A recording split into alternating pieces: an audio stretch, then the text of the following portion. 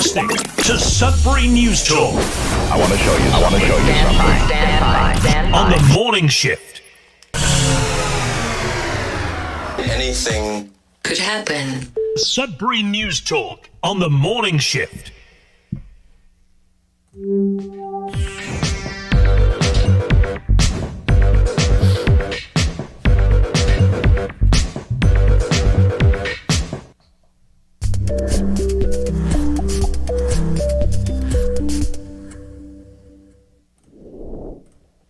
Good morning, Sudbury. Welcome to Sudbury News Talk on the morning shift. CKLU 96.7 FM on the radio, cklu.ca online. You can stream us. You can listen to us on the radio.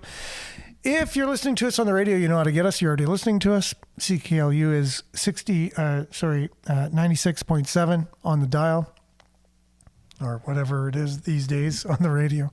And cklu.ca, you can stream us. Just click on the Radio Player Canada app. You can stream us that way. You can download the Radio Player Canada app. You can take us with you. Listen to us anywhere, anytime on your favorite device. You can also catch us on Facebook or YouTube via live streaming. Facebook.com/Sudbury News, YouTube.com/Sudbury News. Make sure to like, share, subscribe, follow. All those things. We're also make sure to comment, but we're also on a couple other social medias, and that would be X, formerly Twitter, and Instagram. You can also find us at Sudbury.news, which is Sudbury's news aggregator, which all the local news aggregates onto one convenient page, so you don't have to go searching around for them. And the great thing is it's a service to the local journalists here and the media outlets for them to get more views on their stories. So if more people go to Sudbury.news, they're going to see stories they wouldn't have seen. They wouldn't have thought, well, maybe I should go to cbc.ca, check out the story. Or maybe I should go to Northern Ontario, CTV Northern Ontario, and check out a story. Maybe I should go to Sudbury.com, or maybe I should go to Sudbury Star. Here, you go to one place and they're all there, right? So it's a great service, and it's something that we're happy to do for the community. And it gives us a way to see what all the local stories are to share on the show as well. So good morning. I hope everybody had a good weekend. I know I did. I know I probably could use more of a weekend, but it is what it is. We have to go back to work and pay bills. I know.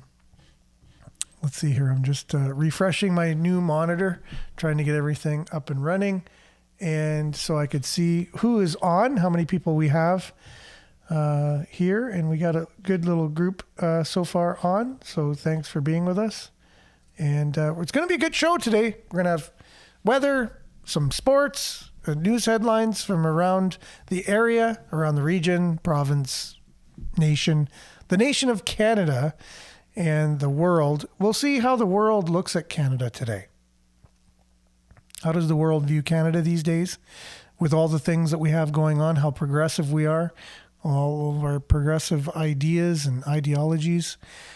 We are definitely burning it down to begin again. There's no doubt about it. We are changing the landscape. We have leadership that totally wants to erase history and redo everything, and that's what progression is all about. So we'll see what other people think of what we're doing. You know, things like telling citizens to put their car keys in the mailbox so criminals can just come and take their cars so that way they don't get harmed. Things like that, you know? And there's more where that came from. So anyways, we'll see how other people around the world view that particular way of thinking. See if it makes sense to them. And so we'll be back. It's going to be a great show. We'll have weather, sports, mainly your comments, because it is your show on your station. And it is CKLU Pledge Week this week. Make sure to head on over to cklu.ca. And if you're able to contribute and you have the means and you do believe that it's a something that the community needs and it adds to the community and you believe that it's something worth keeping and you do have the means, then your donation would be greatly accepted and graciously accepted. And so for some reason, I'm having a hard time talking today and being on the radio or being on live stream. It's interesting. So anyways, as soon as I get the gravel out of my mouth, it'll be a great show. So stay with us. No matter what, we'll get through it. All right. We'll be back right after this.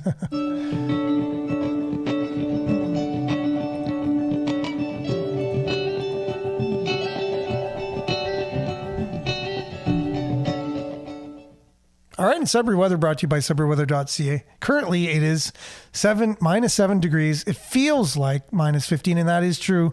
Just being outside this morning, it definitely felt a bit nippy, and the wind didn't help at all. But it's mostly cloudy. Today, we can expect the same thing, mostly cloudy, and a 60% chance of flurries in the morning. Wind north, 30 kilometers per hour, gusting to 50, then becoming light this afternoon. Low of high of -1. Wind chill will feel like minus 17 this morning and minus 5 this afternoon. Mainly cloudy tonight. 40% chance of flurries overnight.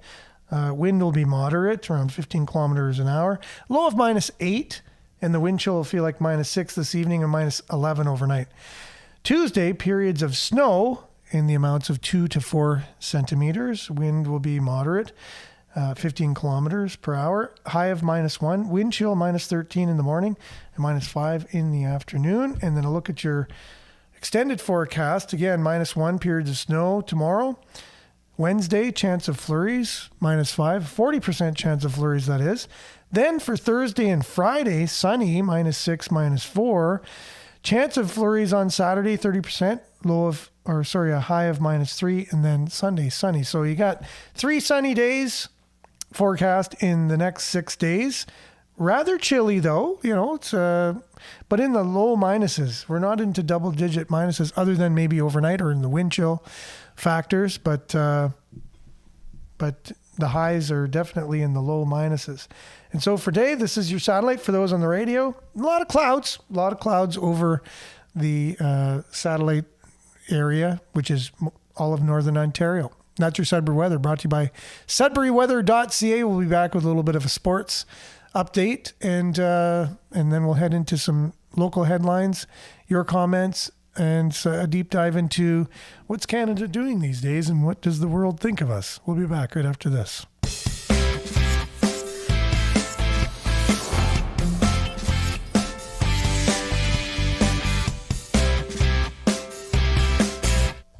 Okay, and your Sudbury Wolves were in action this weekend. Friday in town, Saturday on the road, Sunday on the road. How did they do? Well, it was a mixed bag. So Friday, they ended up losing against Windsor in town. Sorry, they ended up, Windsor wasn't in town. It was Oshawa, and they ended up losing 8-5, unfortunately. And then hit the road to Barrie, and basically pummeled Barrie.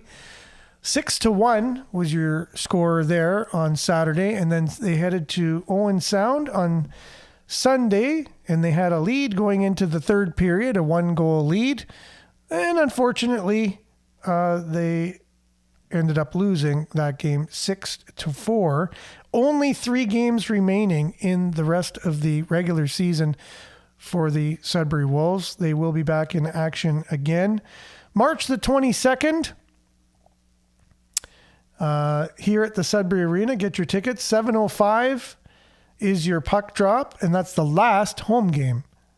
March 22nd. March 23rd, they're on the road in Niagara, and then they finish off the season in Oshawa as a rematch for Friday's game on Sunday, March the 24th. So this Friday will be the last home game against Barrie, last home game in general, but they'll be facing Barrie here in Sudbury.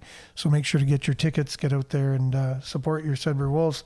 The Sudbury Five were also in action here on Saturday, and unfortunately they fell to the is it the Derby? The Derby City Distillers, 125 to 123, as I have to change the header here. But anyways, so Sudbury 5, unfortunately, falling to the Derby City Distillers right here at home, 125, 123. They'll be in action again on Saturday against the Kitchener-Waterloo Titans. And so make sure to get out and support that as well. Get your tickets at greatersudbury.ca/tickets for both the 5 and the Sudbury Wolves. And get out and have a really great time with your family. We'll be back with news headlines, your comments, and more right after this.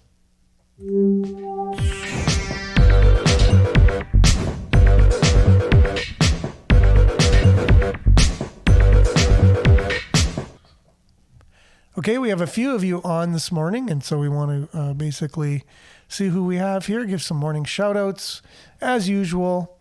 And on here, first to the broadcast is Jesse on Instagram. So good morning, Jesse. Hope you're having a good morning. Marianne as well. Good morning from Barry, liked and shared as usual. And Monique, good morning. Sunshine smiley emoji. And Denise, blessings from Espanola. And Liette, good morning, everyone from Collingwood. And Linda, good morning, y'all from River Valley, which is just around here. Grateful to have you on. Judy, good morning as well. Denise, April 1st, Canadians are closing down the borders and asking the remainders that they can make it to close down their intersections and railroad tracks. I think it sounds like we need to shut down Canada anyway. Okay. I did not know that was the plan. We're going to shut down the borders and get people to close down intersections and railroad tracks.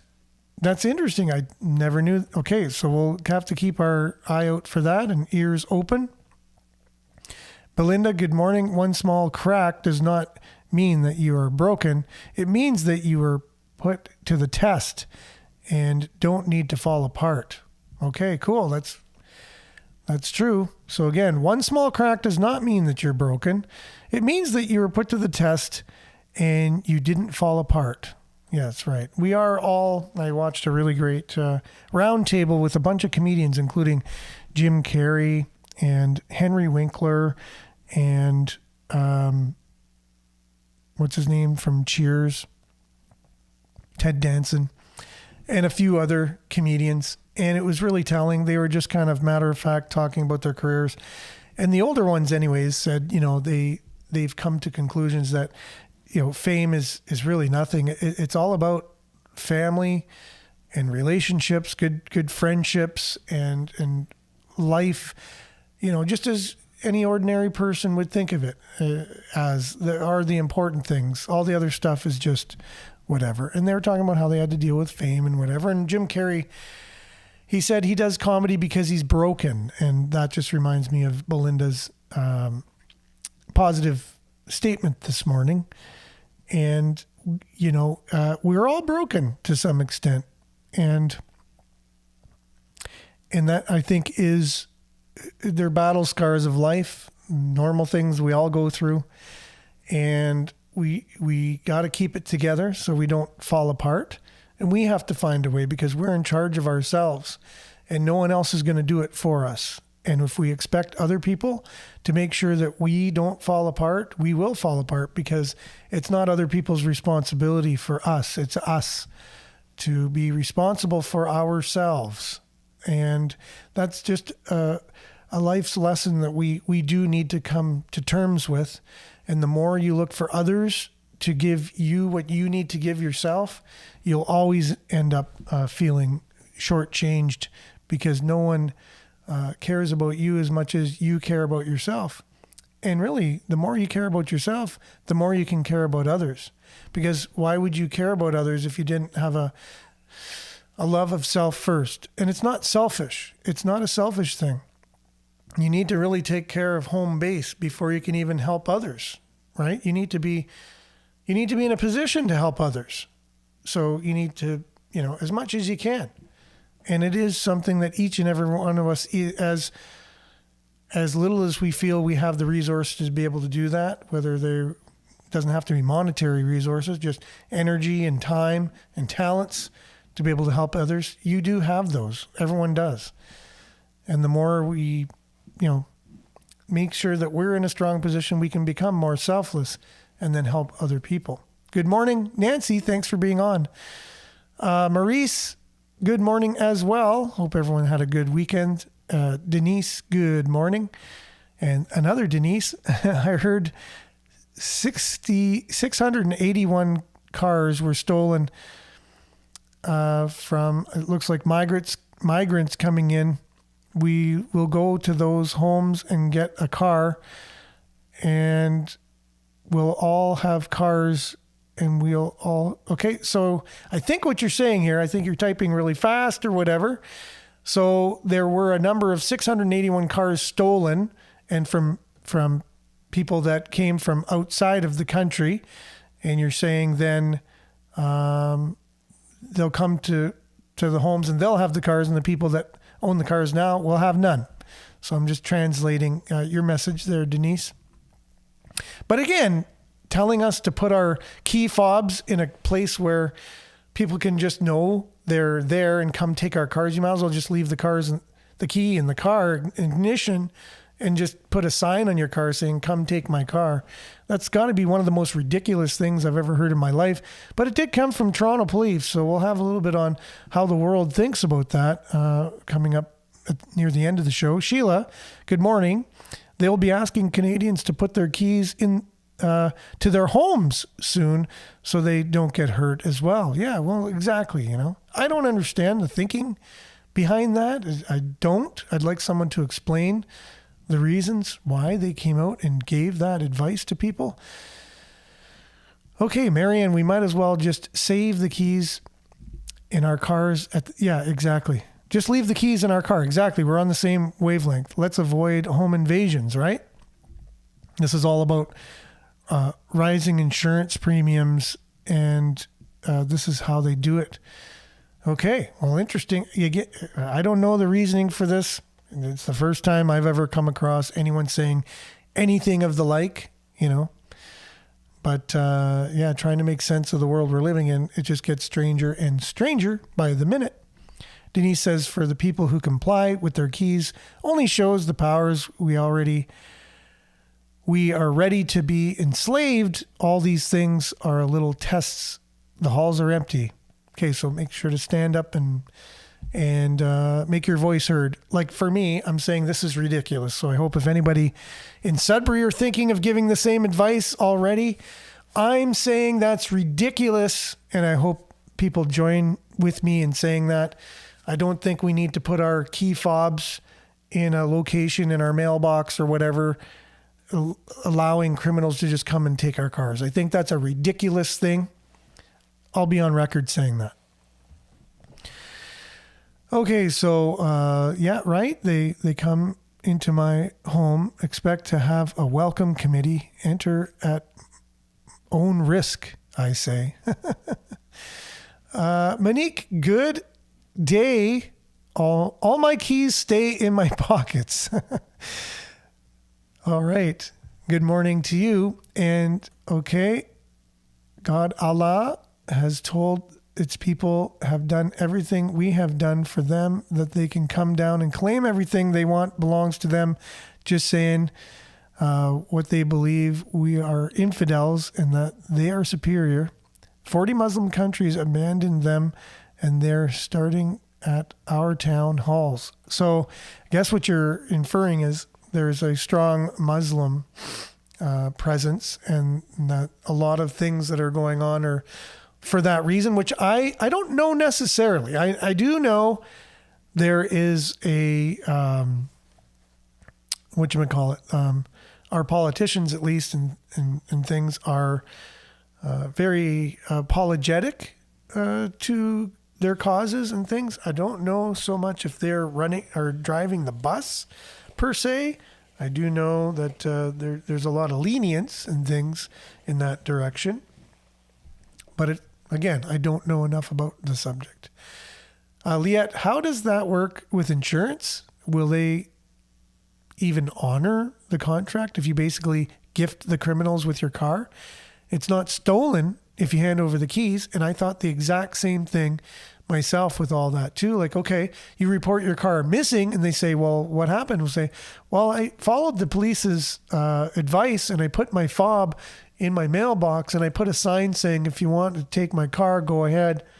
Well, sorry. I mean, if you're just giving criminals your keys, I don't think we can really cover that. I'm seeing commercials on TV for Pierre Poilievre. Something tells me an election is lurking. That's Marianne. We're all the master of our own domain, which is correct. And Denise says, you can't give people what you don't possess. Inside, when it comes to love and courage for others, you have to possess it for yourself first. That is true. You can't give what you don't have. So you have to make sure you have it first. Make sure home base is in a, like Jordan Peterson says, clean your room. Clean your room. Start with that. Make sure your own house is in order. Basically, you can't help anyone else if you can't, go around cleaning other people's houses if your own house is a mess. Well, you could, but that wouldn't make much sense. But beautiful, powerful beings we are. Never forget that your value is immeasurable. Thanks again for that, the double positive statement of the day, Belinda. So Liette says we have reached levels of stupidity when being told to just hand over our property to the criminals and not pursuing the safety and security of citizens and jailing criminals. Our system is broken. It's getting broken for sure, and there are people breaking it. Monique says, was thinking the same, the most dumbest thing I ever heard. Okay, we're on the key fob thing, obviously, still. And it is absurdity for sure. Yeah, exactly. We need to have law officials doing their jobs. They just gave us advice. They gave us advice and then they laughed at us. April Fools, another joke is coming. Yeah, everything's on April 1st, right? It seems like April 1st is the day. Politicians getting a raise, carbon tax being increased 23%. And a lot of protests apparently are going to be happening. Why not just hand over our cars and then our homes? News in the USA making fun of us about those keys. Yeah, laughing at us on the news for sure. We'll have a little of that example a little bit later. Can you blame them? Most idiotic thing I ever heard. Yes, for sure. Morning, Vin. Thanks for being with us. We're going to look at some of our local headlines from Sudbury.news, and then we have a little bit of a deep dive into how the world is looking at us with all the things we've just been talking about. So here's a story coming out of Sudbury.com, found on Sudbury.news. Beware of callers impersonating the RCMP. So what are they doing? Calling us now? These impersonators saying, yeah, they want to steal our car. So they say, did you make sure to put your key fob in the mailbox? I said, no, I haven't. Well, we're the RCMP. And we're telling you, you need to put your car keys in your mailbox or you'll be charged. I don't know what these people are impersonating. I don't know what they're saying. They're impersonating the RCMP. Anyways, the fraudster proceeded to tell the victim that her internet protocol address was associated with an international child pornography and money laundering investigation, and quickly transferred the victim to a fake RCMP cyber crimes investigator. So they want to get into your computer. The worst kind, right?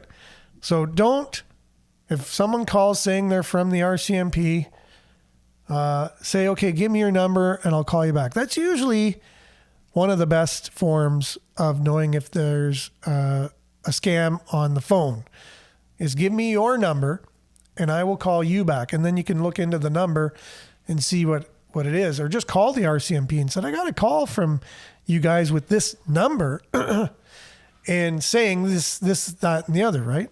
And if it's true, they'll say, well, yeah, no, it was us calling you. Okay.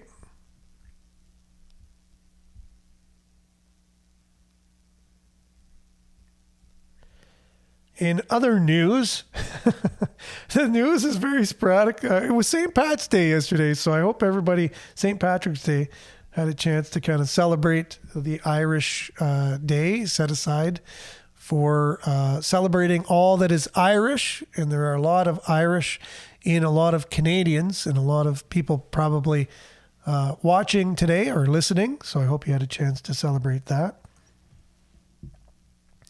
CTV want to show how the Liberals are fighting back against Pierre Poilievre's campaigning on TV and social media. So they're happy to show the Liberals fighting back ad.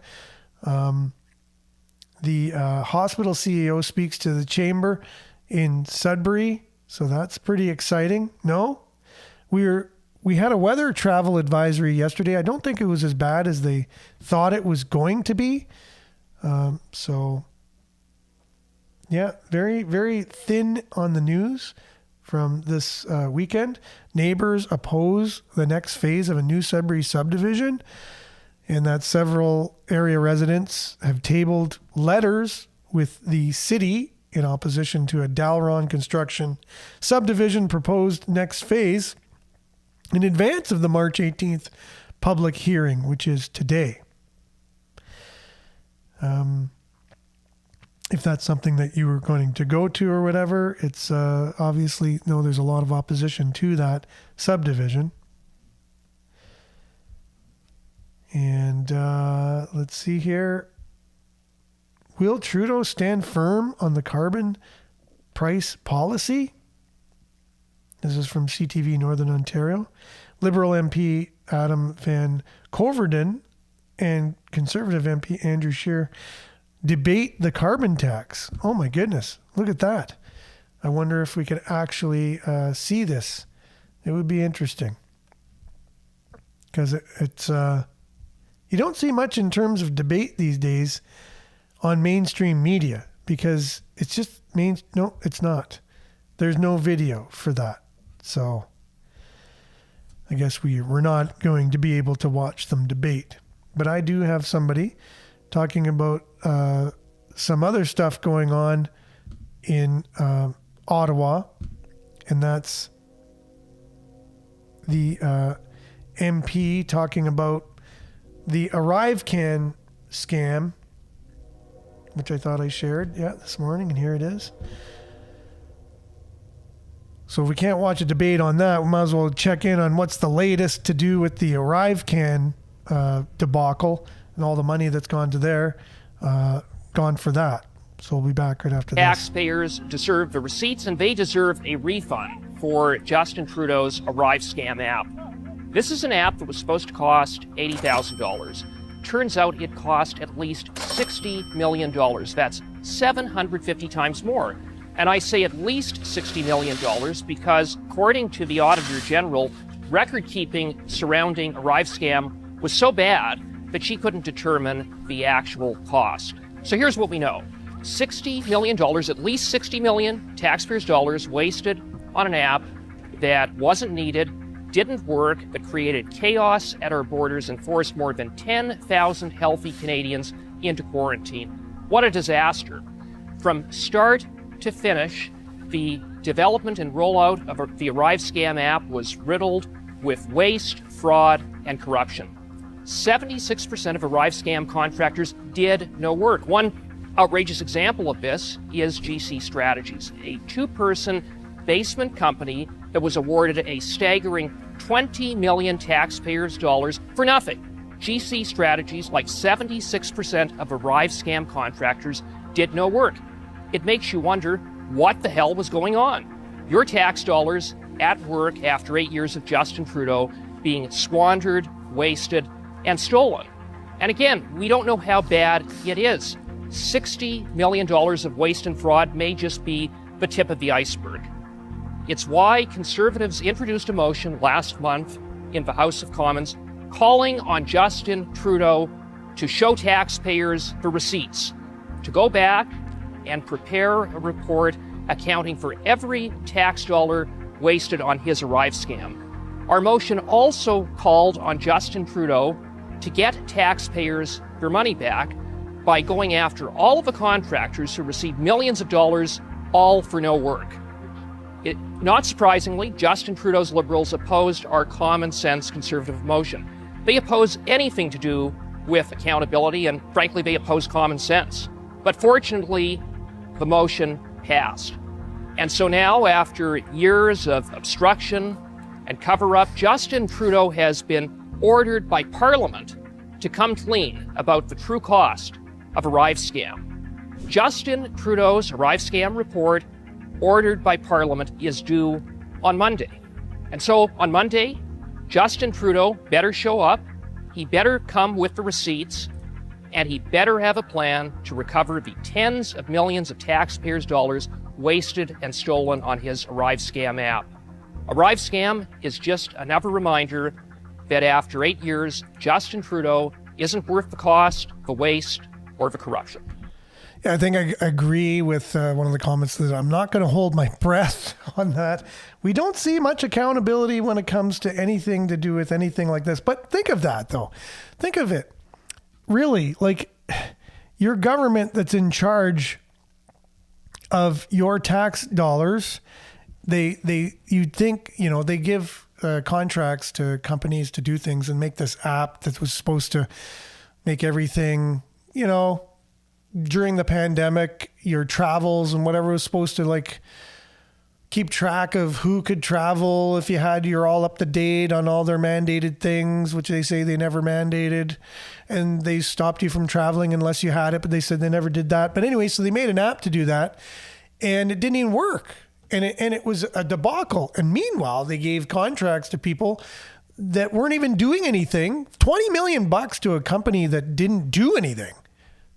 And then you watch I have the video somewhere, I'd have to find it, is them asking that guy, one of those guys that they just showed the picture of, what happened here?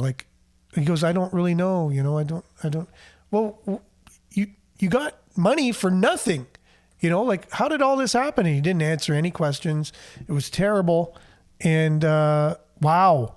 You can just get $20 million from our federal government for doing absolutely nothing with no accountability. And the government's not accountable either to the taxpayer for doing something think of that, $20 million. Now you just think there's so many millions of dollars being thrown around, like the, $1 billion, $1 trillion, $1 million all the time with all these scams, with all of this government corruption going on. But think of it. Think if you had $1 million in your bank account this morning by accident. Let's just say you went to your bank account and you had $1 million deposited there by the federal government by accident, let's even say. What emotion do you have with $1 million going into your account? Because you did nothing. And then somehow you call them up and you say, holy, there's $1 million. I think something was wrong here. No, that's given to you for doing a particular task. And you say, I didn't do a task. And they said, don't worry about it. It's yours. You can have the $1 million. Think of what that would do to your life. Think of what emotions would go through you. And you think, I didn't do anything wrong. I get this $1 million for nothing. Yeah, you do. Let's just say you did something. Let's say you were doing some consulting for us, And, but you say, I didn't do any consulting. No, it's fine. You get $1 million. Now think 20 million. So 1 million, what would that, 20 million? These guys did nothing and got 20 million of your tax dollars, and they're not accountable for that. Don't have to give it back. And no one has to say anything. No one's getting their hand slapped. Good morning, Scott. Thanks for being with us. But just know that the powers that be are laughing at you. Oh, we know that for sure. No doubt about it. But speaking of laughing, this is what everyone's doing with our country. Now, I have to admit there's a couple swears in this particular clip. I don't know why they're able to swear. This is coming from the United States. A show basically laughing at the whole, what's happening in Canada. They're basically saying, are they done? Is Canada done? While they imprison you for speech, please leave your car keys within reach. A proposed Canadian law would allow judges to imprison you for life, but not over something you did. It's what you say. Like if you were to say you were for genocide. So what does that even mean? Will they arrest Hamas supporters or arrest Israel supporters because Hamas supporters see them as the genociders? Imprisonment for hate speech? In America, you don't even get that for murder. The law would also empower judges to put you under house arrest if they believe you will commit a crime. That gets rid of those pesky things like evidence and actually doing something illegal. Of course, Prime Minister Trudeau supports the measure, understandable as an oppressed person of color. But there's more. A justice on Canada's Supreme Court says calling a rape victim in a prior case a woman was unfortunate.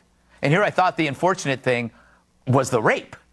And she should have been called, quote, a person with a vagina. And I'm sure that's comforting to the victim. The reason this is considered a mistake, it may have, quote, engendered confusion. Engendered confusion. Sounds like a perfume you'd splash on your cleavage or your balls. Sorry, the only gendered confusion comes from the court, not normal people. But I don't need to know if that judge has a butt to declare her an asshole. I hope she doesn't arrest me. Finally, Toronto police are telling people to let thieves steal their cars. Said one cop, quote, to prevent the possibility of being attacked in your home, leave your fobs at the front door because they're breaking into your home to steal your car. Come on, Canada. Politeness has its limits. So now you can be arrested for speech while it's made easier for actual criminals to evade arrest over real crime. So in Canada, you're to leave your keys available to the thieves, and when you call the cops and they arrive and you speak ill of the thieves, you could be arrested. And if you're in court for the arrest and you refer to the female lawyer as a woman, you'll get even more time. Basically, they want you to keep your mouth shut, your car door open, and the more said about everyone's vagina, the better. Meanwhile, the thief is driving your car due south to a country with free speech. USA! USA! USA! There you go, huh? I never did that before. Lee, what is going on in Canada? I thought they were like our next door cool, dorky neighbors, but I'm not so sure. I mean, how hopeless it must feel, how helpless if you are a Toronto resident and the government is telling you that you need to be helping the thieves steal your car. And there's no fight, no rule of law, no law and order. Essentially, they've given up on themselves. And I mean, we have our own problems right here in New York. We have prosecutors who refuse to prosecute and pro-criminal laws getting passed. And you think that, New York and California are in some type of race to the bottom. And, Toronto's like, hold my Molson. I mean, this is a new low and it's getting worse.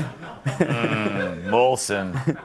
Tyler, why limit it to cars? I mean, do you think the thieves will be happy with that? Why not leave them your wallet so they can get gas? Or maybe a little milk and cookies like they're Santa or something. Sure. I'm dressed as a trucker. I'm still representing the trucker convoy in Canada. Yeah.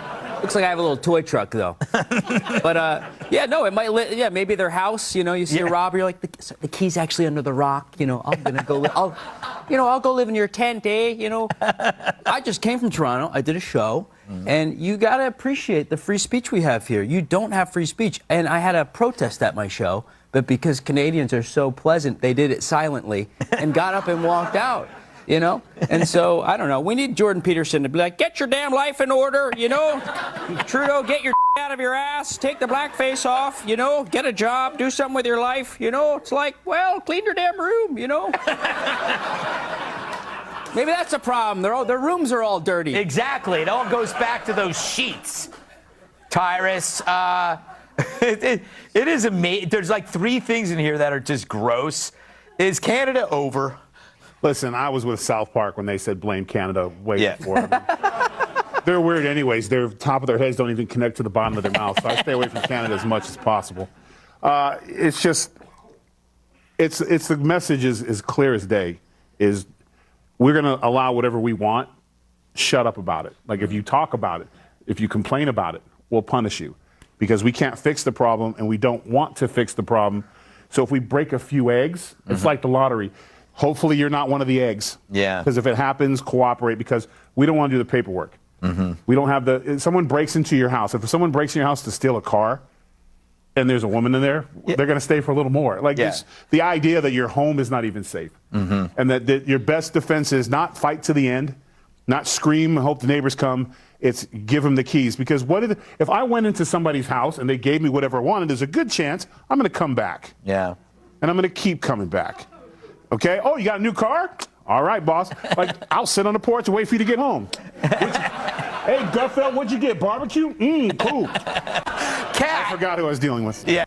So a lot of laughing and jokes, which are sometimes refreshing when you're faced with things like ridiculous things. Comedy is a way to really, it's a way to deal with things. You're either going to laugh or you're going to cry. You'd rather laugh, right?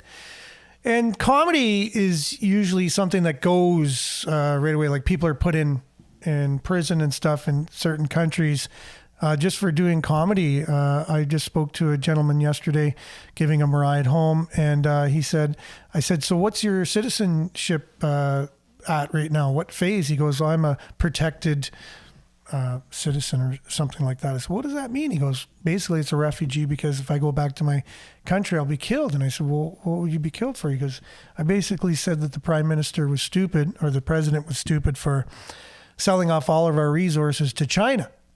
So they were one of the countries, Angola, that took billions of dollars from China as a loan, which China went around giving a lot of developing nations loans that they knew they would never be able to pay back. So that way, when the loan came due, China basically says, well, you got lots of oil, you got lots of resources and whatever. And so you'll just give us those as payment. So basically they go and take over these countries that way. And so he was saying to the president or prime minister on social media that was stupid. And so his life now is in jeopardy because they're going to kill him for saying that the prime minister or the president of Angola is stupid, right? So we're getting there in our country. It is what it is, but there's that and more, right? So this case that's going on with something called MAID, medical assistance in dying, which just puts it right over the top. It just explains where Canada is at in a nutshell. They're so driven to make this law to be able to legally kill people, have doctors kill people, you know what I mean? And they want to expand it so badly. I don't understand what the whole purpose is, but they're, again, another view from outside of our world on this whole subject, right? It just keeps getting crazier and crazier. Well, Canada's MAID law, the Medical Assistance in Dying Act, is kicked into high gear. It's one of the craziest laws in the world, and a lot of other World Economic Forum-based countries are following suit right now. But Canada's leading the charge on medically assisted suicide. And an unbelievable story came across our desk with a father asking the court in Canada to stop their 27-year-old daughter's MAID death. So he's asking the court to stop her death. The father doesn't want his daughter to die, yet she's been put on the list to be maided by Canada. Wants a Calgary judge to continue its injunction, which prevents her from accessing MAID. That's what the father is asking for right now. He also wants a judicial review into the doctor's approval of his daughter for MAID. So what exactly is happening here? Let's ask David Craden, who writes at the Post Millennial, and he's a journalist in Canada who also has his great YouTube channel, Craden's Right. David, you've been following the MAID story for a while here. So this Calgary father of a 27-year-old autistic girl has been put on the MAID list. How does that happen without the parents' approval so that she's going to be marshaled off to death and he can't do anything to stop it? Well, that's just one of the real burning questions here, Clayton. But I think what the father wants to know is a very simple question. How is my daughter eligible for MAID? How is my daughter eligible to be euthanized? Because according to the criteria, medical practitioners must determine through an assessment that the person has a grievous and an irremediable medical condition that causes intolerable and enduring physical or psychological suffering. Now, we don't we can't name these people because there's a publication ban, but there's a father and a 27-year-old daughter, as you mentioned, Clayton. The father's saying, what is wrong with my daughter?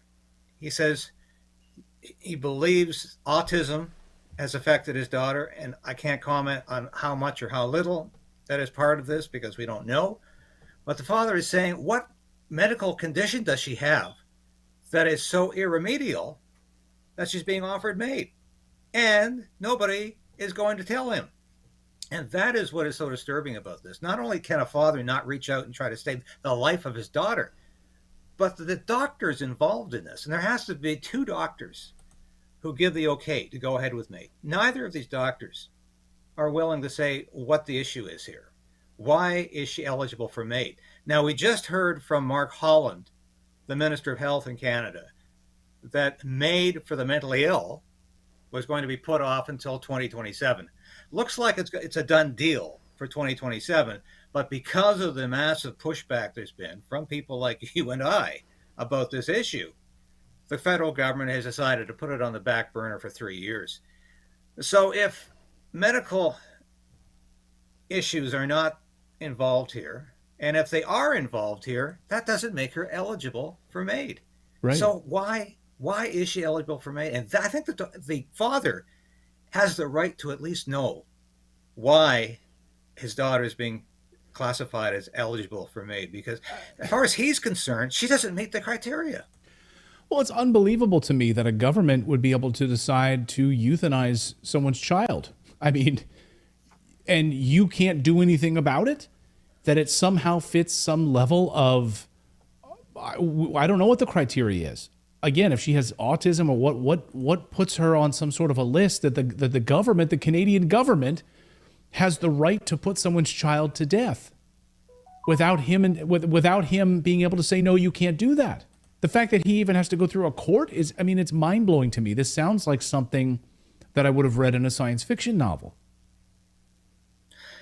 And that's exactly how it sounds. And you know, this isn't the first time we have come up against this intractable MAID system that just seems to want to offer this as a solution. Right. You recall we did a story a couple of months back about the Victoria woman who had supposedly incurable cancer.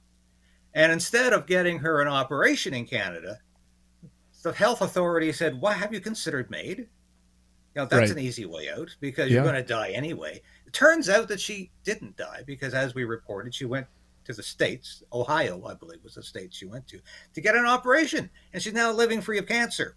So turns out she didn't need MAID either because her condition was not irremediable. She was able to get treatment for it. So why are these doctors wielding this kind of power to the point where parents can't even know why their children are going to be euthanized in this process? This is very disturbing. And it also, the question comes to mind, why is Alberta not fighting back about this? Because as any Canadian knows, in Canada, healthcare is a provincial concern. It's under the jurisdiction of the provincial government, heavily funded by the federal government, but in the end, it's a provincial concern. So why is Premier Danielle Smith, who certainly put her foot right in the gender ideology issue and said, hey, in Alberta, we're not going to go with the dictates or the suggestions of the Trudeau government. We're not going to authorize sex changes for 12-year-olds. Why is she not saying, well, I think the doctor should at least tell the parent here what's going on? And I don't understand why this healthcare system in Alberta, which is representing a province that is the most conservative, small c conservative in Canada, and is certainly, I think if you took a poll of Albertans, you would get a remarkable number of Albertans who are opposed to euthanasia, who are opposed to medical assistance in dying. So why is this province not fighting back? Just like it did not fight back when Annette Lewis, a Canadian woman from Alberta, was denied a transplant, a life-saving transplant, because she refused to get the COVID vaccine. Once again, Alberta did nothing. Alberta Healthcare did nothing about that. I think that's shocking. No, it's very interesting because we've been holding up Alberta as like a bastion of hope for Canada right now, right? And so it's It's very odd. I want to ask you about the doctors, though, the piece of this that I find curious. You brought it up, why the doctors signed off on this, of this girl being put on the MAID program. The doctors had to sign off on this, 2 of them. Are they getting some kind of a kickback from the federal government, or is there some kind of a threat being hung over their head if they don't sign off on this? Yeah, and we don't know if doctors are getting kickbacks or whatever, but I'd asked the same question, and David Clayton went on to answer that the same way. So yeah, Crazy Canada, is that going to be our new, tagline around the world? Crazy Canucks. They're living up to their names. They're crazy. Yeah. Well, that I guess is not a good thing to say. I guess not politically correct if you say crazy, right? So, but at the same time, I don't know what else that sums it all up in a concise manner. But that's what I look at this as being. Canada's gone crazy. And if you think differently, you can comment on the show, because that's what the show is here for. It's for you to be able to share your views on the news. I definitely share mine as we talk about things, and you share yours. I share it. Either I read it or I put it up on the screen. So if you're listening on the radio or on cklu.ca in audio format, you can catch us at Sudbury News, Facebook.com/Sudbury News, YouTube.com/Sudbury News. You can catch us also on X or Sudbury.news after the show. We put them up. So there's many ways to watch the show after. If you're wondering what other people are commenting, I get them up on the screen here. And so, yeah, and Miles might be coming on the show at some point.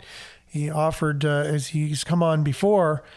So looking forward to having you come on one of these days, possibly this week, Miles. It would be great to have you on. We'll talk more about the social media and things that you heard about. We might not even have social media in Canada at all, as the big social media platforms might choose not to stay here due to the fines that they might get put forward by our federal government. They could be charged, a certain percentage of their global profits, which could be in the millions of dollars as fines if someone like myself says Crazy Canuck, and it's like, wait a minute, you can't say that. And then Facebook would be fined, millions of dollars just because I said that. So that's the world we're living in, everyone. That is the world we're going into. And a lot of people are going, yes, I was waiting for this world for a long time, and I can't wait till it's censored to death.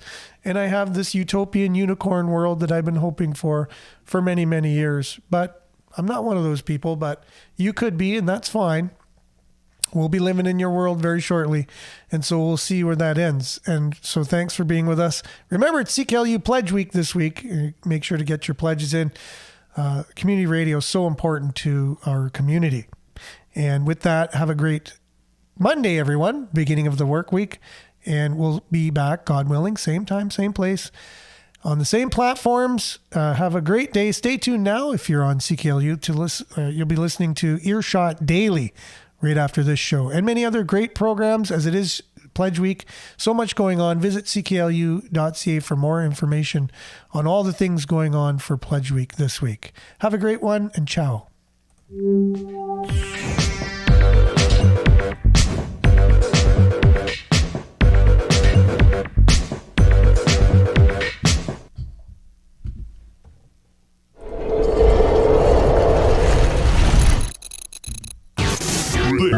This is Sudbury News Talk on the morning shift.